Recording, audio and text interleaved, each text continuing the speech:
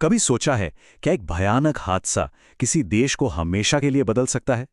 आज हम भारत के एक ऐसे ही ऐतिहासिक कानून की कहानी जानेंगे जिसका जन्म दुनिया की सबसे भयानक औद्योगिक आपदाओं में से एक की राख से हुआ था।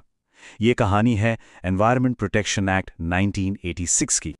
देखिए, इसकी कहानी शुरू होती है 1972 में एक ग्लोबल आइडिया से, लेकिन इस आइडिया को हकीकत में बदलने के लिए एक राष्ट्रीय त्रासदी की जरूरत पड़ी, जो 1994 में हुई। और उसके ठीक 2 साल बाद 1986 में भारत ने एक ऐसा कानून बनाया जिसने देश में पर्यावरण संरक्षण की पूरी तस्वीर ही बदल कर रख दी। तो आखिर वो क्या था? ऐसी कौन सी घटना थी जिसने पूरे देश को झंझोड़ कर रख दिया और एक नए कानून की मांग उठने लगी? चलिए देखते हैं उस त्रासदी को जिसने सब कुछ बदल दिया। साल था 1984। भोपाल गैस त्रासदी।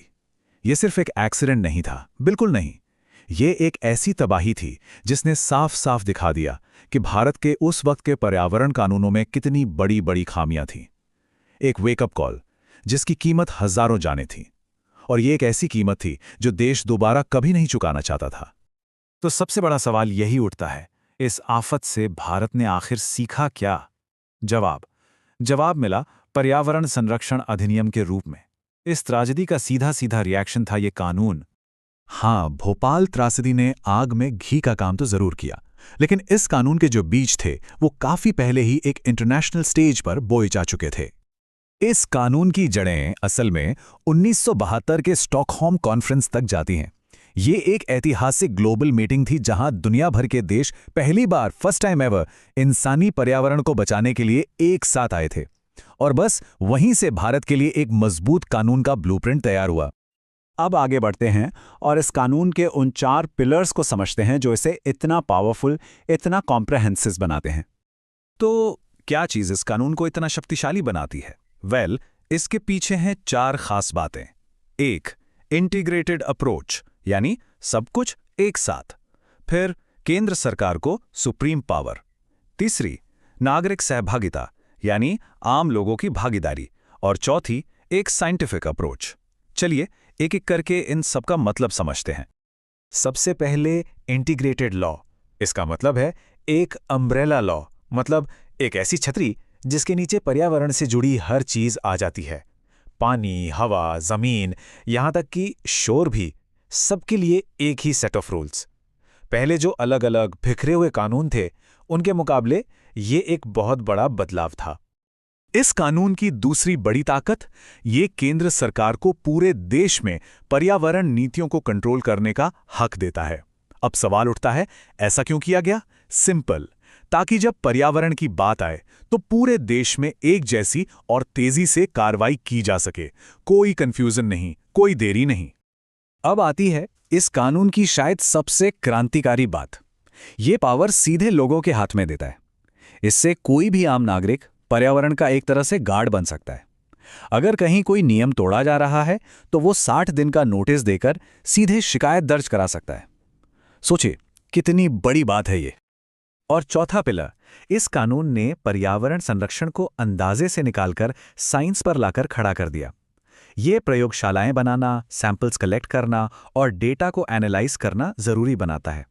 इसका सीधा मतलब यह है कि अब फैसले राय पर नहीं बल्कि ठोस वैज्ञानिक सबूतों पर लिए जाते हैं। ओके, तो अब हमने इसके कोर फीचर्स समझ लिए हैं। चलिए अब कुछ जरूरी फैक्ट्स एंड फिगर्स देखते हैं जिससे इस कानून का स्कोप और इम्पैक्ट और भी क्लियर हो जाएगा। ये टेबल देखिए, पूरी कहानी को आसानी से समझा देता है। प्रेरणा मिली स्टॉकहोम कॉन्फ्रेंस से, ट्रिगर पॉइंट बना भोपाल गैस त्रासदी, और इसने सेंट्रल पोल्यूशन कंट्रोल बोर्ड यानी सीपीसीबी जैसी एजेंसीज के रोल को और भी मजबूत किया। सोचा है ये कानून कितना डिटेल्ड है? इसमें पूरे 26 अलग अलग सेक्शंस हैं, यानी धाराएं, और हर सेक्शन एक खास चीज से डील करता है, प्रदूषण नियंत्रण से लेकर सजा तक। और इन 26 सेक्शंस को आसानी से समझने के लिए 4 चैप्टर्स यानी अध्यायों में बांटा गया है। इससे कानून को समझना और लागू करना दोनों ही आसान हो जाता है। इन सब 26 सेक्शंस में से एक है जो सबसे अलग खड़ी है, सेक्शन 15। इसे इस कानून का दांत भी कहा जा सकता है। क्यों? क्योंकि यही वो सेक्शन है जो नियम तोड़ने वालों के लिए सजा तय करता है, और ये आखिरकार सुनिश्चित करता है कि रूल्स फॉलो किए जाएं। तो अब आते हैं इसकी लेगेसी पर। ये कहना गलत नहीं होगा कि ये एक्ट सचमुच में इंडिया के एनवायरमेंटल प्रोटेक्शन की रीढ़ की हड्डी है। जी हां, भारत की पर्यावरणीय सुरक्षा की रीढ़ की हड्डी। ये लाइन इस कानून की अहमियत को बिल्कुल साफ कर देती है। ये वो फाउंडेशन है जिस पर इंडिया का पूरा पर्यावरण कानून का ढांचा टिका हुआ है। और आखिर में इस एक्ट की सबसे बड़ी विरासत क्या है? वो है सरकार को इतनी ताकत देना कि भोपाल जैसी त्रासदी दोबारा ना हो। देखा कैसे हम वापस वहीं आ गए जहां से कहानी शुरू हुई थी?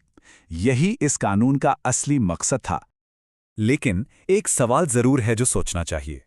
क्या ये 1986 का कानून आने वाले कल की, भविष्य की पर्यावरणीय चुनौतियों के लिए तैयार है? ये एक ऐसा सवाल है जिस पर हम सबको गौर करना